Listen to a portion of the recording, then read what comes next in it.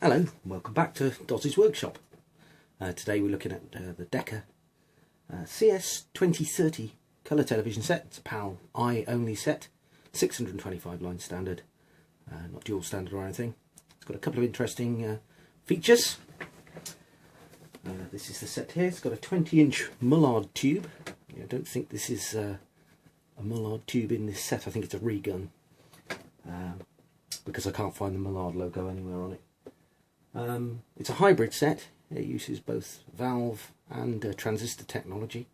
It was built in 1973 and picked it up yesterday. We've had a few problems with it, but I'd just like to take you through some of its design features.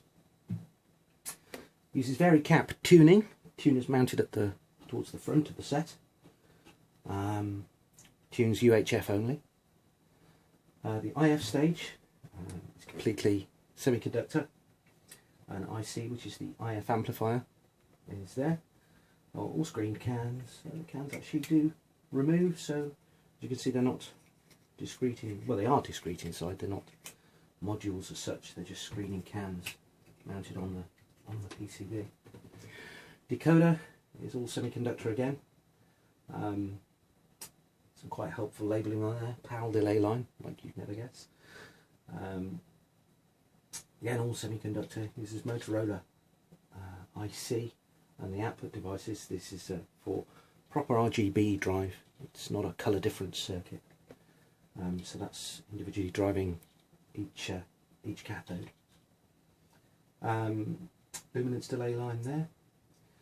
This is the convergence panel, and on these sets a lot of current is drawn from the line and the frame stage, and combined with a transductor, or two in this case, to provide the convergence waveforms to converge the delta gun tube.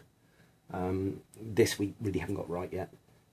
It's early days, and not only that, but I've just noticed that the yoke is actually loose on the neck of the tube, which doesn't help adjustment at all.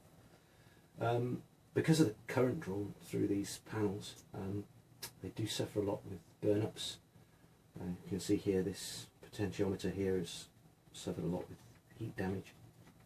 I'm not going to play around with those too much because I've still got a power supply fault to sort out. Power supply is very conventional. It's actually mounted behind here.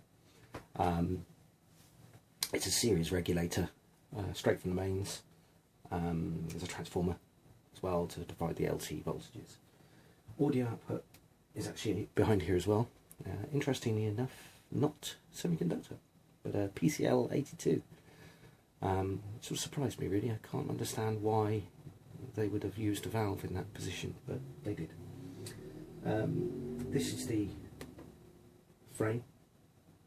We've got a sync separator valve. Again, not quite sure why they used a valve rather than a transistor, a drive, and a PL508 output. And this valve is that's a foreign one, but yeah, I've seen some action, that tube. And it's of course in a colour set the frame stage interacts with the line stage to give you the convergence, so it's not just driving the frame waveform, it's also driving the convergence arrangement. Line output stage here comes from the sync separator. Line output transformer is buried in this little tin in here. We actually have a spare, which is useful, although there's nothing wrong with this one. Line output stage itself is of course valves.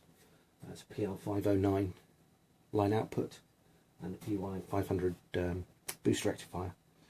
I'm not quite convinced that boost rectifier is in the best of health. The gettering on it is pretty poor. I'll zoom in a minute and show you that. EHT is developed from an overwind on the line output transformer, and is rectified and tripled by a tripler. It's buried right down the back. We've had some EHT problems with this set, but I think we're over those now, so that's good. We've got a lot of hum on the power supply, which is causing sync problems, frame sync problems, and a hum bar, which you'll see in a minute. But overall, the tube, despite the fact it reads quite low on B&K, I always think the B&K is a little bit pessimistic, because it does seem alright. So there we go, the Decca Bradford.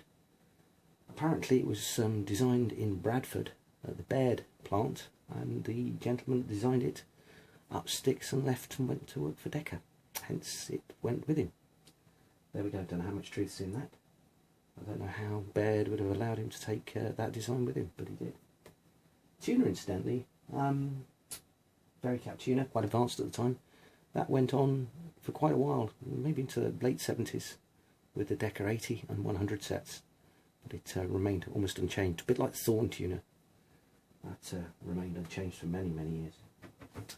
Right, let's pair it up and get some pictures. Incidentally, I've just found a problem with my modulator. I had a lot of problems recently getting the sound to align on a G8, Philips G8 set.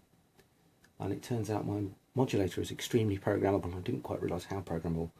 And I programmed it for 5.5 megahertz sound. So I realigned the G8 to 5 meg sound, and it wasn't until I got this set. I thought, well, no sound again, that's really odd.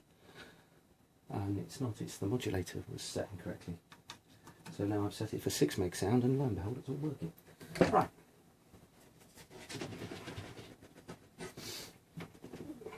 Very heavy.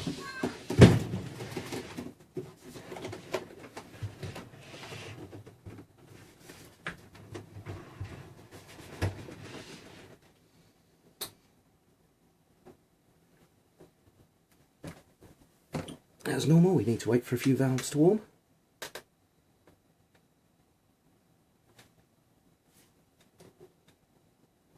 Come. He wants to see you.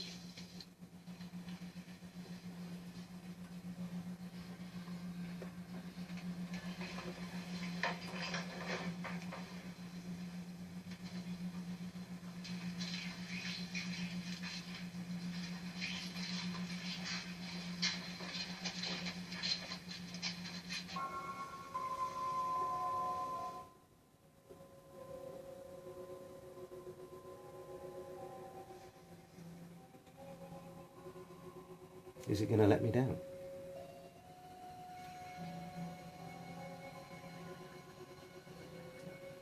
I believe it might well have done.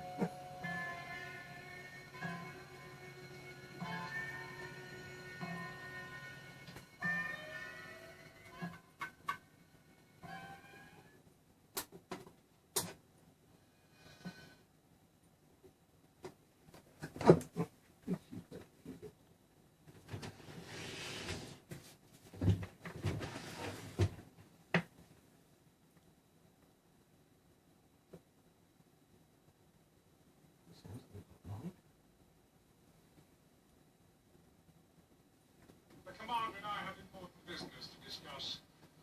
The Commander's very what you explain. Don't worry, my humans.